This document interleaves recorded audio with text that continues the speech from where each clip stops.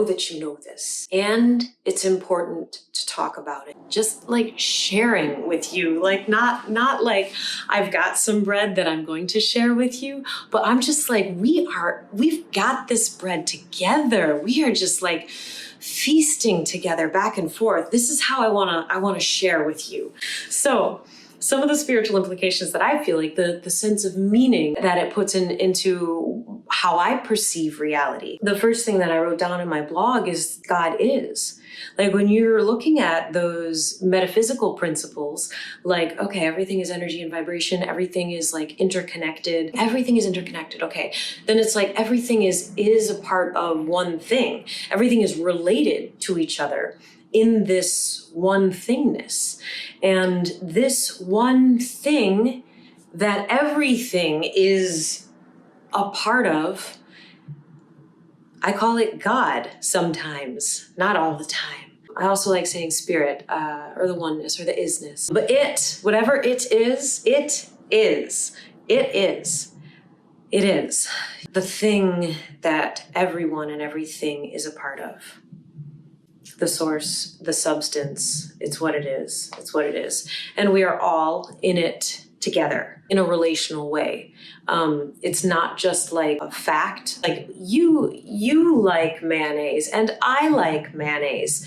We have that in common. It's not just having something in common. It's like in the isness where everything is interrelated, we have a relationship. We have a relationship. We have a connection. We are connected to each other. We are connected to all that is. Like we're connected to God, through God, to each other.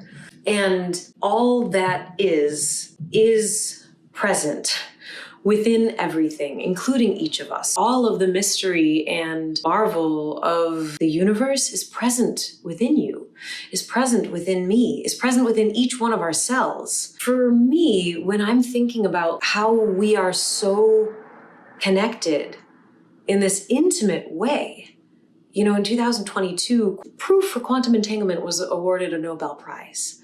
So this is scientific fact. When I feel that we are intimately connected in this way, and we are intimately connected to our source, such that everything that we are, our bodies, everything that we are is God. And it's the same thing for you. I can't help but love you. Like I know who you are and I know what I am. I can't help but love us. I feel like a spiritual implication when you're just kind of like laying out the facts and it's like, all right, well, this was awarded a Nobel Prize and like this is true and I know this. So it's like when you start adding up all of those facts, like it's not like we have to love each other, like you better love each other or else or anything like that. It's just like we can't not love each other. It's an imperative of the true nature of our truth. The true nature of our identity. Love is an imperative of the true nature of who and what we are. That's an imperative of our true nature. But gosh, we don't always treat each other very nice all the time. We don't always treat each other like we love each other. But if it's our true nature to love each other, then what's going on? Why is something else happening? So this is an aspect of ourselves that believes that it is the totality of ourself that knows itself in separateness.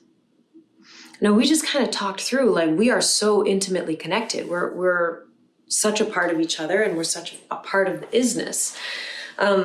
So how does that come to be?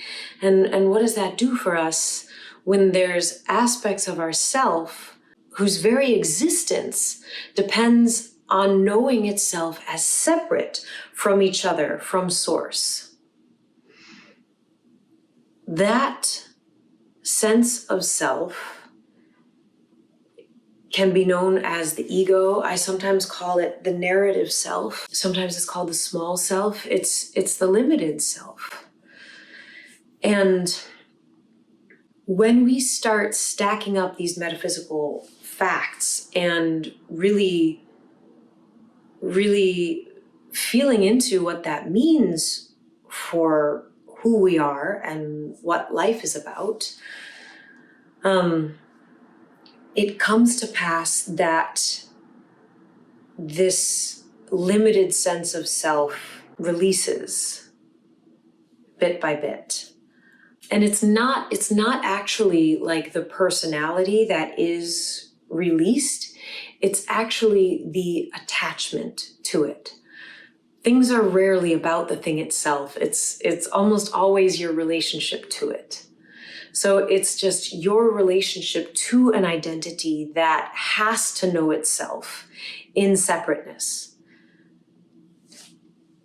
So that starts to shift. And I want to talk more about the revolution, which is kind of this process, which includes the releasing attachment to the limited sense of self. So I want to talk about the revolution in another video. So for now, we're just kind of putting things out there. We laid out a bunch of metaphysical facts, and now we're kind of digging into what they mean, and we're just like letting that percolate a little bit, so that then we'll have a conversation about the revolution. Thinking into those metaphysical principles about like how everything is a part of one thing, everything is connected to each other, everything is like continuous with source. Do things like scarcity make sense then if we're continuous with the source of all supply? If that is like present with us? Does greed make any sense? Does jealousy make any sense? If we're all intimately connected, does war make any sense? I mean, it's like, it's insane. Like, all of those things are just nonsensical. It's just nonsensical. It just doesn't make sense anymore. I'm gonna keep moving on. I'm gonna keep rolling through. So if everything is energy and vibration, what are we? Okay, so it's like I am energy, and what we know how energy interacts with energy, how like wave energy interacts. What does that mean? What am I? Like what is happening between us when we understand that everything is energy in vibration? We understand that the energy that we are, the vibration that we are resonating as, has an impact on not just the environment or the people around us, but on everything. Your vibe touches everything instantaneously, because everything is now and everything is here and is contained within you. If our vibration impacts not just us, but the whole, that feels like a lot of responsibility. You know what I mean? Like that seems like, oh my gosh, like I just learned that everything is energy and vibration, that I am energy and vibration. I don't know how to operate under that idea. But I'm willing to accept that that's the truth, but like, I don't know how to operate like that. That sounds like a lot of responsibility. Yes, but remember, you're continuous with the source of all wisdom, all capacity, all supply, all value. You are continuous with this. So we will inevitably love each other, because that's our true being. Like, the more and more we can lean into these things, the less and less war and greed and jealousy and scarcity like makes any sense whatsoever. So the more we lean into this, and if we accept more principles there that we're continuous with the source of all supply, it's like that responsibility for navigating your own vibration is entirely doable for you. You've got everything that it takes. You've got everything that it takes. When we know that our vibration impacts reality and what we see, and our perception is our beliefs about reality. And that's what we see. We're starting to feel like it's like our beliefs about reality have something to do with what our vibe is, because it's our beliefs about reality that create our perception. So that's how we, as vibration, as continuous with the source creator, that's how we create. So our beliefs about reality are shaping what we create.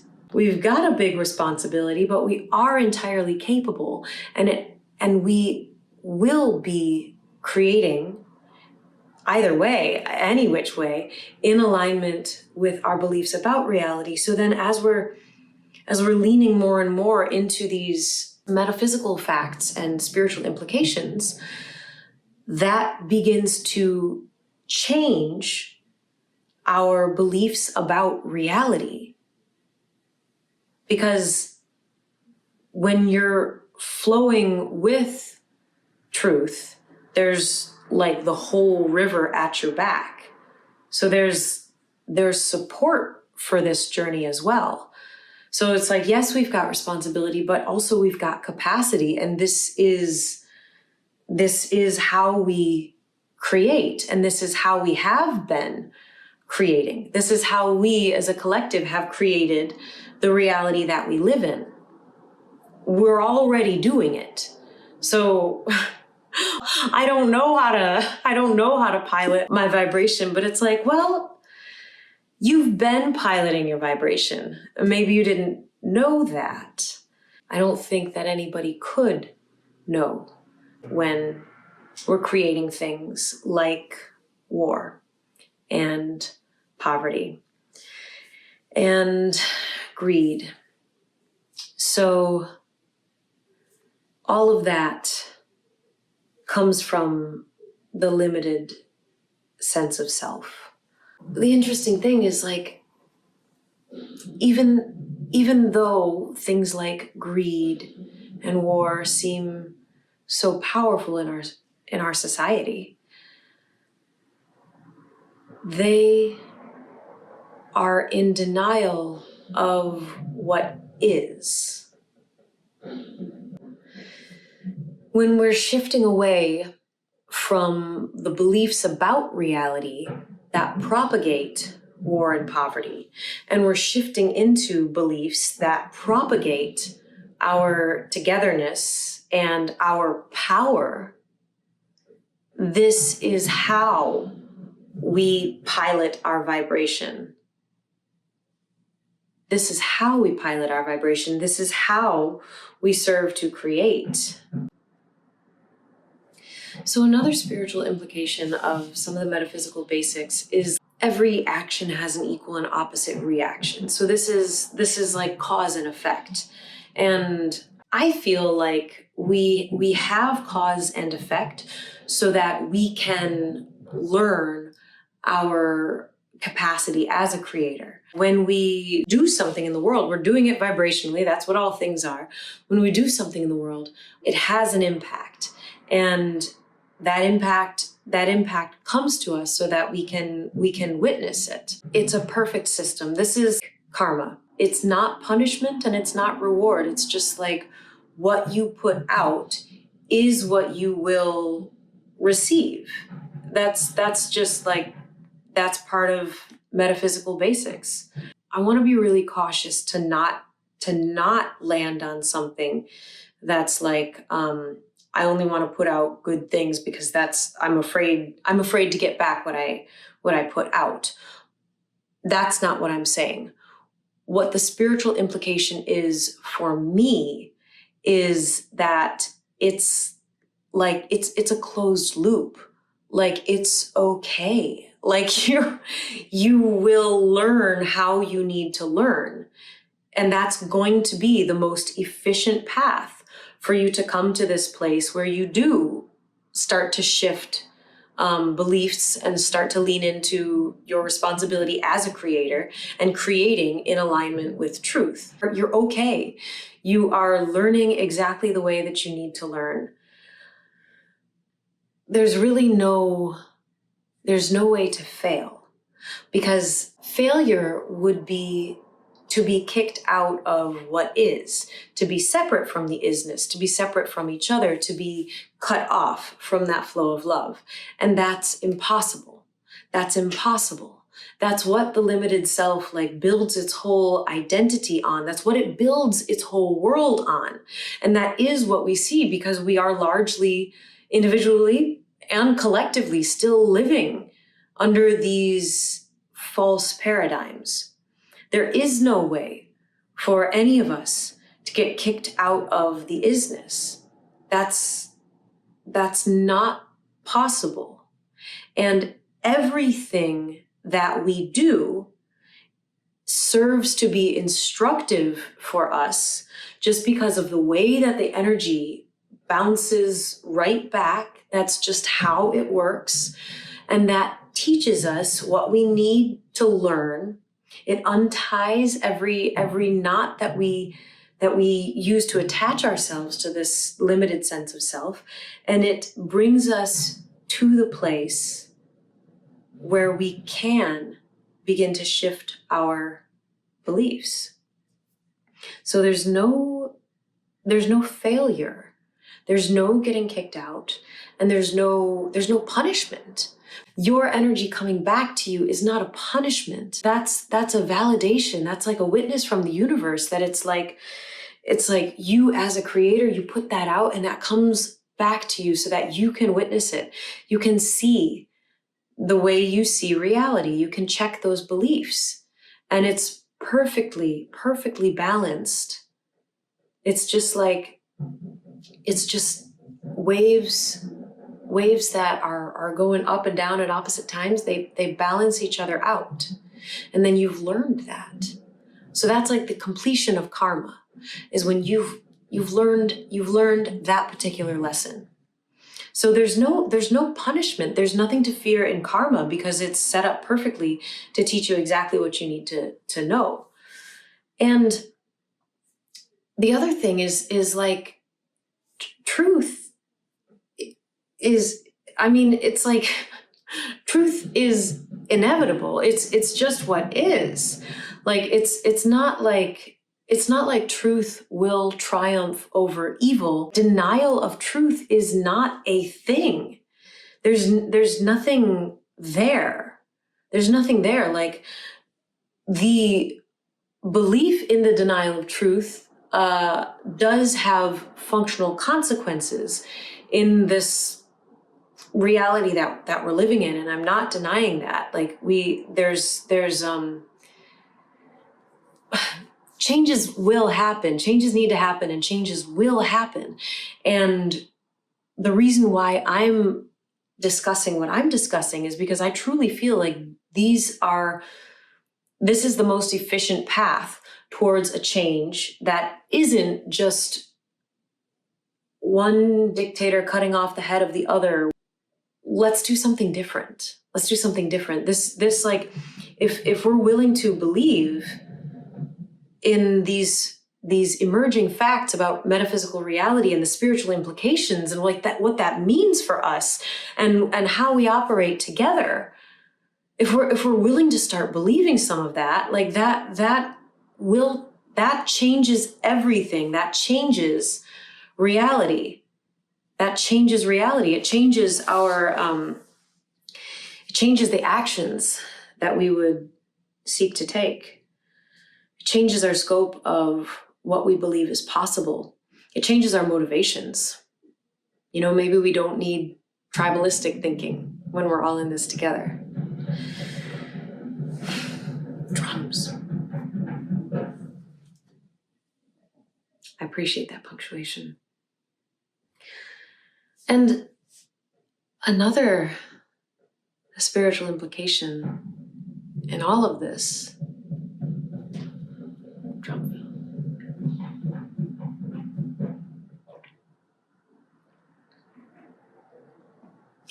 is that all time is now and everything is here. And I feel like everything that we've been talking about today, it's like God is, we are all interconnected. Like the way that stuff happens is via vibe. And that includes us. And that's like, it just starts like, for me, it's like all this stuff starts bubbling up that really does challenge how I've known myself in this limited sense of self. We have this inherent capacity to create reality. Like we could never not have the inherent capacity to create reality. It's like when we lean into this, it's like reality as we know it kind of starts to unravel. And so everything is now and everything is here.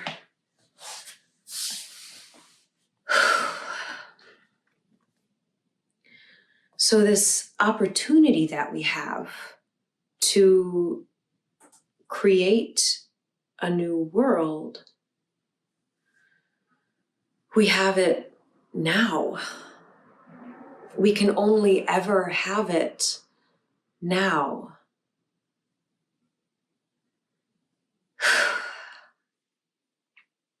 And that feels trippy too. Like all of these are,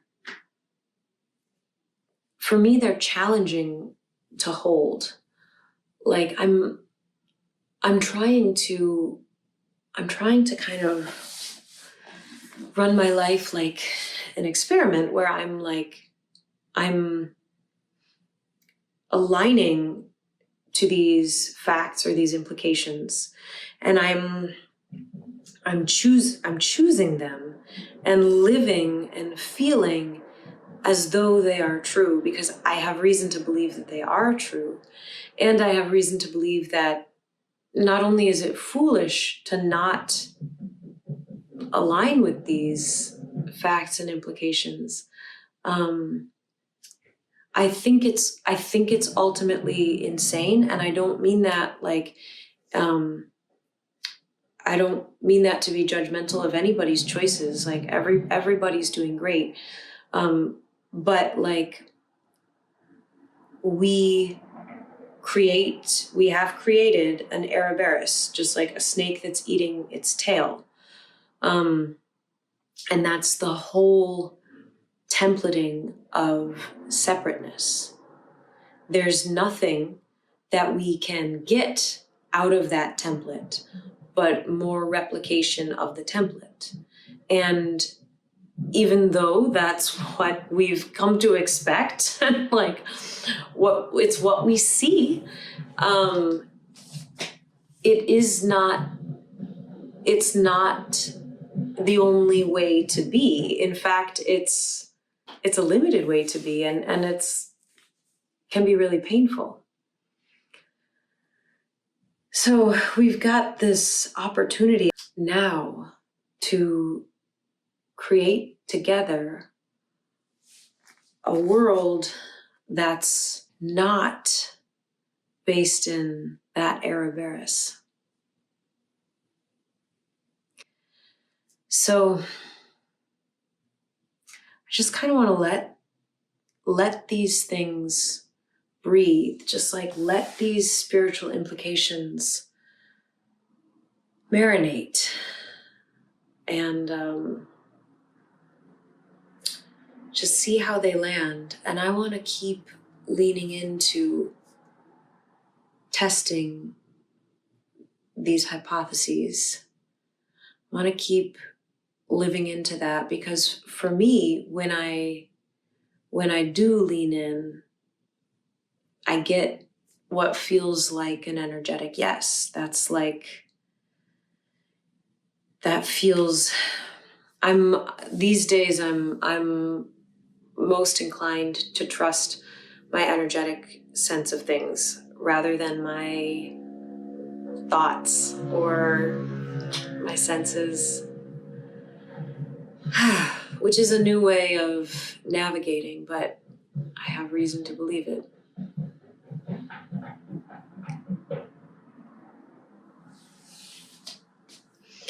So these are a few spiritual implications that make sense to me based on the metaphysical facts and based on my own lived experience.